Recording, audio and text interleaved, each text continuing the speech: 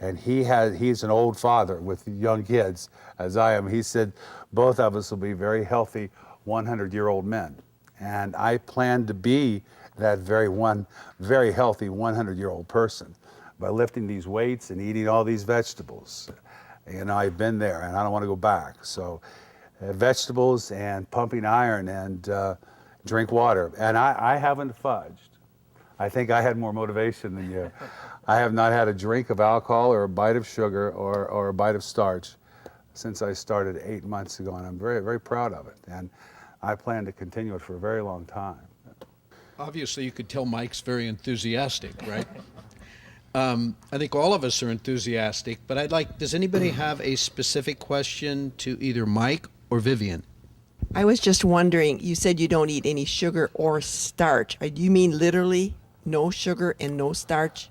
Nothing from a box, nothing from a can. It's just fresh vegetables. So in the morning, I eat 7 different vegetables with my eggs. I make a vegetable scramble. And at lunch, I eat salads and protein, different types of protein. And at dinner, I eat protein and vegetables.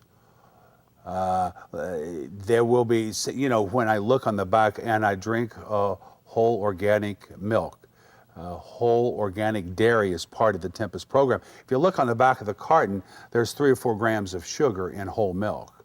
So by sticking with the Tempus program, you do intake sugar, but to the best of my ability, I voluntarily have eaten nothing with sugar in it. My big fudge factor at home is fruit, because I'm only, as you're trying to reduce your insulin and you're trying to correct it, basically you're changing your metabolism. You have one metabolism which didn't work, and through the Tempus program you're trying to come over and create a whole brand new metabolism. So to do so, you can't even have fruit, you know, the great sugars in those berries over there. Well, I slip in the refrigerator, and that's my fudge factor. You know, I'm in there munching on strawberries. But then I guess I voluntarily consume the natural sugar and fruit. But that's it. You know, never. No, I have too much at stake, and I plan to go too far to fudge. This question's for all 3 of you. Do you do any form of exercise on your off days, the other 4 days of the week? I play golf. I probably play golf this time of the year 2 or 3 times a week, and I walk, so that's a 6 or 7 mile walk, and sometimes I do it the same day I work out, but Dr. Mike and Len and Phil and others here will tell you that they are wary of people deciding they're enthusiastic about exercise and working and going out and doing it 7 days a week. That's not part of the program. They're interested in 3 days a week, and then I'm sure what I do, like walk a golf course, is very much within the confines of the program.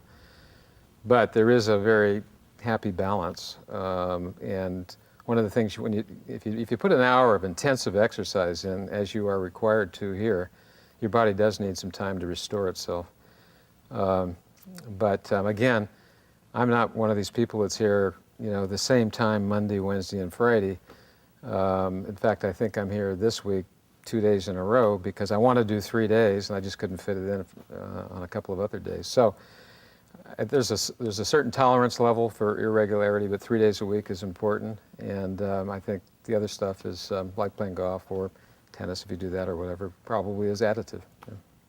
I walk a trail with friends, more for the social part of it than anything else, and the dogs and that sort of thing.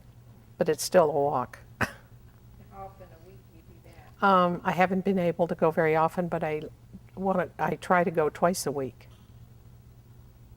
How about you, Mike? I pretty much stick to the 3 times a week. Hey, Dr. Mike says, you know, 3 times a week for 1 hour. It's not 5 times a week. It's not 1 time a week. It's 3 times a week. So, and I do my best to follow it straight and narrow.